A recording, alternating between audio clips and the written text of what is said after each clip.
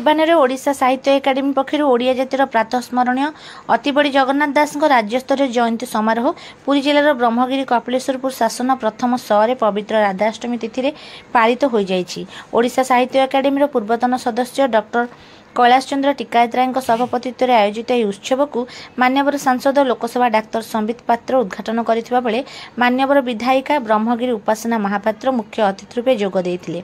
एही उत्सव में बबिता बराल सरपंच कपिलेश्वरपुर ग्राम पंचायत, गोलाप स्वाई समिति सभ्य कपिलेश्वरपुर ग्राम पंचायत, बीरबर दास सभापति कपिलेश्वरपुर ग्राम पंचायत, सुरेंद्र दास सभापति अतिबड़ी जगन्नाथ दास मेमोरियल ट्रस्ट बोर्ड, उमाकांत नायक सम्मानित अतिथि भाव में योगदान करथिले।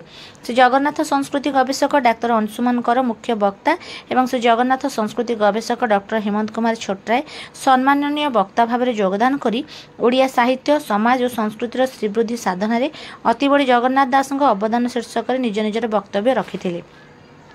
प्रारंभ में सिद्ध साधक भागवतकर अतिबड़ी प्रतिमूर्ति पुष्पधूप अर्पण पूर्वक सभा कार्य आरंभ करा जायतिला।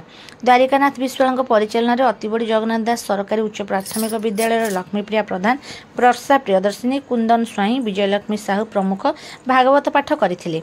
एही जयंती समारोह पालन में सहयोग करथिले अतिबड़ी जगन्नाथ दास मेमोरियल ट्रस्ट बोर्ड कपिलेश्वरपुर शासन प्रथम शेष में प्रशांत त्रिपाठी धन्यवाद अर्पण करथिले।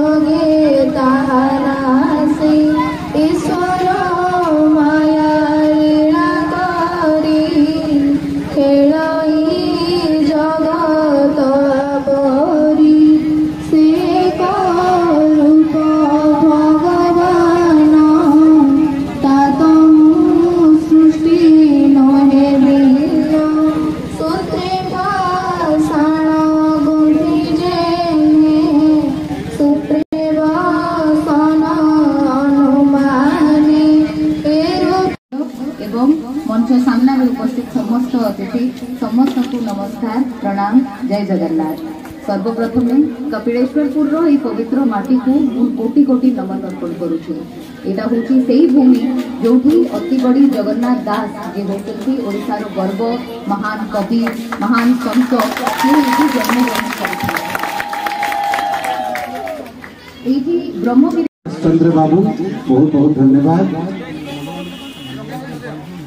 समस्त को बहुत बहुत जय जगन्नाथ आ गोरी हाथ टेकिक समस्ते कहवा श्रद्धा भाव में कहवा जय जगन्नाथ जय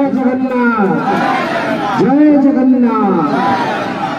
मंच उपरे मो भौणी आम अंचल विधायिका आ भारत वर्ष पे गर्वर विषय ओडिशार सबुठु कम बयसर आमर विधायिका किंतु बयस सीना कम काम किंतु बहुत बड़ नाम भी बहुत बड़ सेमती उपासना भौणी को बहुत बहुत अभिनंदन। मंच उपरे सरपंच डाक्टर साहब समस्त उपस्थित अच्छा समस्त वयस्क को मो मुंडिया माड़ी प्रणाम करुची। कपिलेश्वर पंचायत आपण समस्त अधिवासी मानू बहुत बहुत प्रणाम आपण माने आशीर्वाद देचंती सेठी पे आज आमे भाई भौणी मंचारूढ़ हेचु मंच ऊपर बसी आपनकर आशीर्वाद पुनश्च प्राप्त करिछु। गोटिए गोटिए खंडिए खंडिए भोट देखि जो आशीर्वाद आपण देचंती सेठी पे आमे जनप्रतिनिधि हे पारिछु ताहा पे बहुत बहुत धन्यवाद आपण। ये ओडिशा गोटे साधारण भूमि नहीं, ओडिशा होउछि महाप्रभुଙ୍କ भूमि। ये भूमि होउछि श्रीक्षेत्र भूमि, ये भूमि होउछि पुरुषोत्तम क्षेत्र भूमि। तो आपण देखंतु ए भूमि रो विचित्रता देखंतु महाप्रभु और तांकर संथ तांको भितरे पार्थक्यता समाप्त हो जाए जदि संथ जदि तांको श्रद्धालु जदि तांको भक्त महाप्रभु को काम कला ताहले दिजन